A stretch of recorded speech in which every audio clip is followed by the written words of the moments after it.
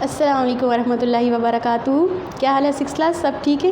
مجھے امید ہے کہ آپ سب خیریت سے ہوں گے۔ میں ہوں آپ کی اردو کی ٹیچر اور آج ہم دہرائی کریں گے اردو کے سبق نمبر 1 حمد کی۔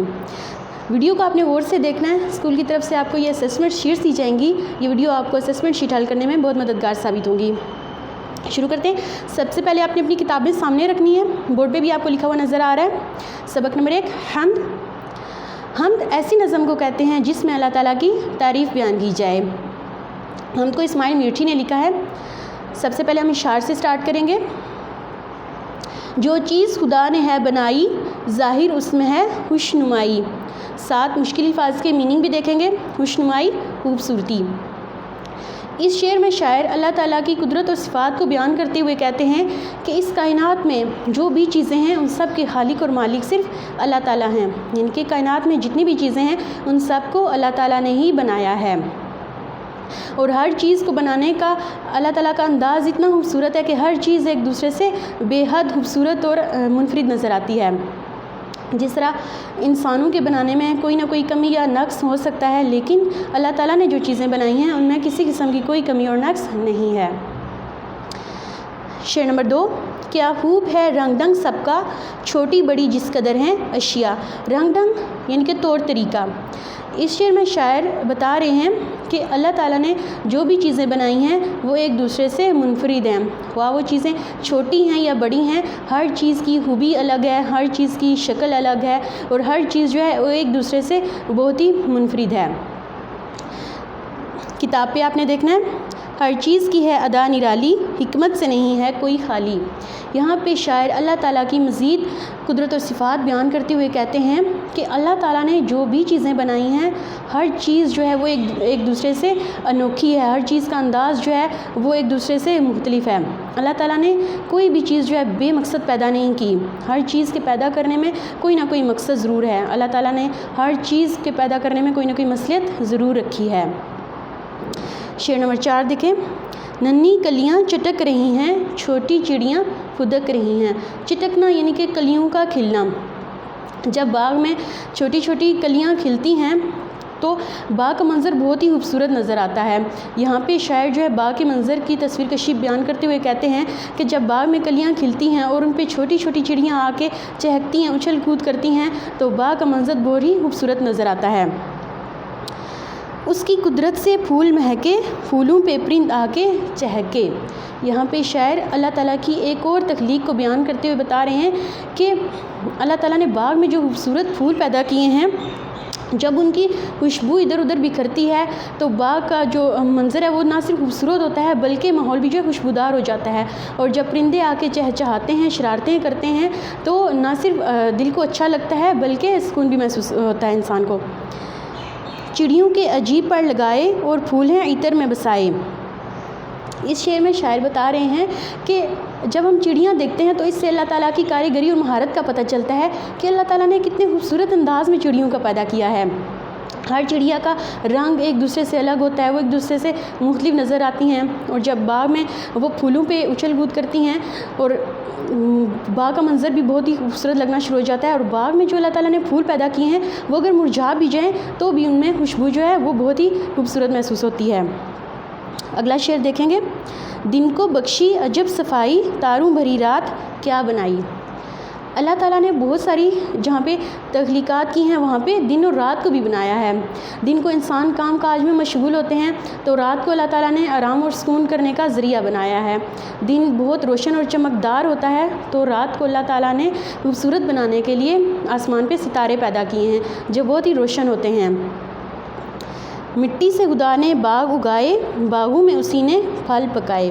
یہاں پہ شاعر اللہ تعالیٰ کی ایک اور تخلیق کو بیان کرتے ہوئے کہہ رہے ہیں کہ زمین کو اللہ تعالیٰ نے مردہ پیدا کیا ہے، لیکن اس کو یہ خصوصیت بخشی ہے کہ جب اس میں بیج بوئے جاتے ہیں تو وہاں پہ چھوٹے چھوٹے پودے جو ہیں نکلتے ہیں، اور پھر یہی پودے بہت بڑے تناور درخت بن جاتے ہیں، اور ان درختوں پہ نہ صرف پھول اگتے ہیں بلکہ ان پہ پھل بھی پیدا ہوتے ہیں جو انسانوں کے لیے غذا کا کام کرتے ہیں۔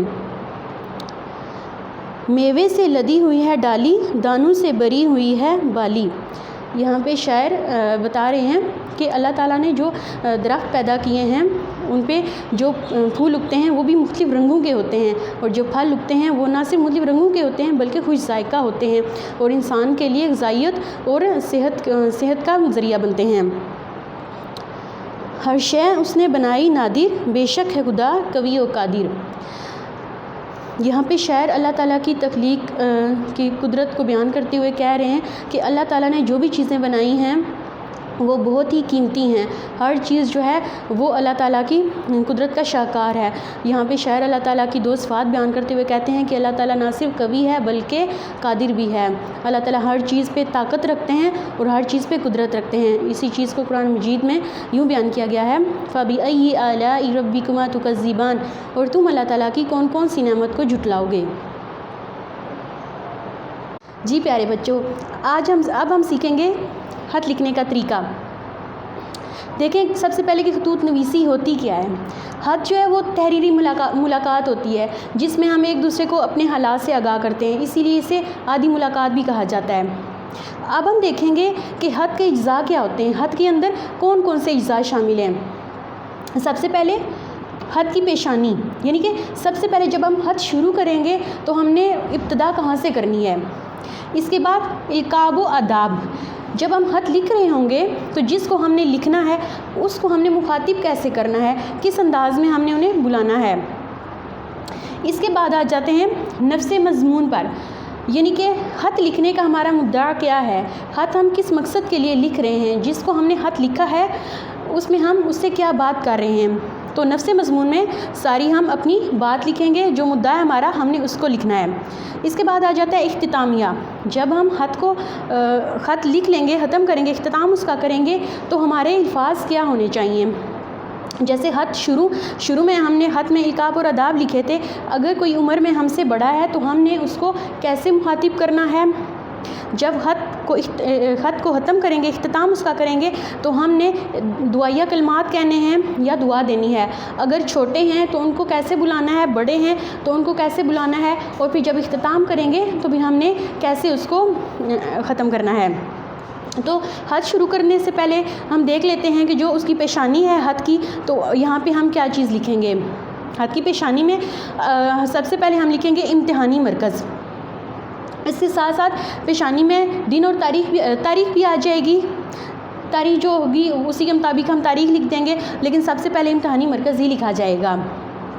دیکھیں 6 کلاس ہمارے پاس یہ پیج ہے، جب ہم کوئی بھی پیراگراف لکھ رہے ہوتے ہیں تو یہاں پہ اس چیز کا خیال رکھنا ہے ہم نے کہ جب ہم امتحانی مرکز لکھیں گے تو یہاں سے ہم نے تھوڑی سی جگہ چھوڑنی ہے۔ پیراگراف لکھتے ہوئے بھی ہم تھوڑی سی جگہ چھوڑ کے تو پھر آگے سے شروع کرتے ہیں۔ اسی طرح جب ہم خط لکھ رہے ہوں گے، خط کی پیشانی میں امتحانی مرکز آ رہا ہے تو یہاں تھوڑی سی لائن چھوڑ کے تو امتحانی مرکز لکھیں گے۔ پھر اب اسی کی سیدھ میں ہم نے نیچے تاریخ لکھنی ہے، تاریخ اور امتحانی مرکز لکھ کے اس کے بعد ہمارے پاس القاب اور آداب آ رہا تھا۔ یہاں پہ جو ہم خط لکھ رہے ہیں وہ چچا کے نام خط ہے، تو ہم نے یہاں پہ محترم چچا جان لکھنا ہے۔ ان کو بلانے کے لیے ہم نے جو لقب استعمال کیا ہے ادب کے طور پہ، ہم نے محترم کہہ رہے ہیں، محترم چچا جان۔ یہاں پہ لکھنے کے بعد جو ہمارا لکھنے کا جو جگہ ہے لکھنے کی، وہ امتحانی مرکز کے نیچے تاریخ اور پھر ذرا سا سائڈ پہ آگے کر کے ہم لکھیں گے محترم چچا جان۔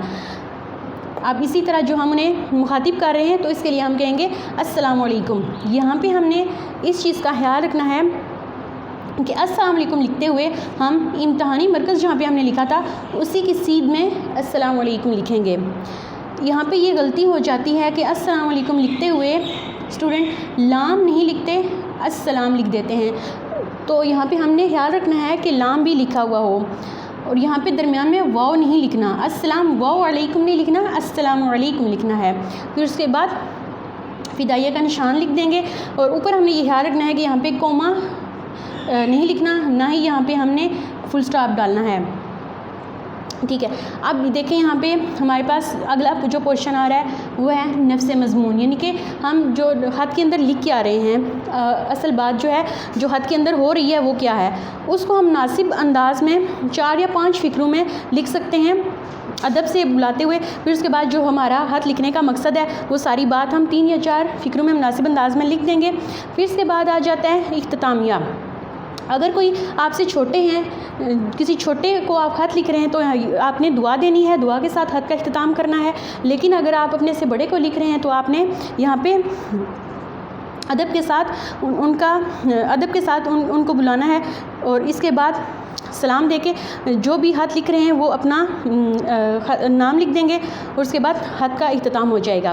یہاں پہ ہم نے چچا کے نام خط لکھا تھا، تو جب ہم خط کو اختتام کر رہے ہیں تو والسلام لکھ کے پھر آپ اگر خط لکھتے ہوئے کوئی لڑکا خط لکھ رہا ہے تو یہاں پہ آپ نے لکھ دینا آپ کا بھتیجا. اگر مؤنث ہیں جو خط لکھ رہی ہیں تو لکھ دیں گی آپ کی بھتیجی، اور اس کے بعد آپ الف ب ج لکھ دیں یا اپنا نام لکھ دیں. یہاں پہ خط کا اختتام ہو جائے گا.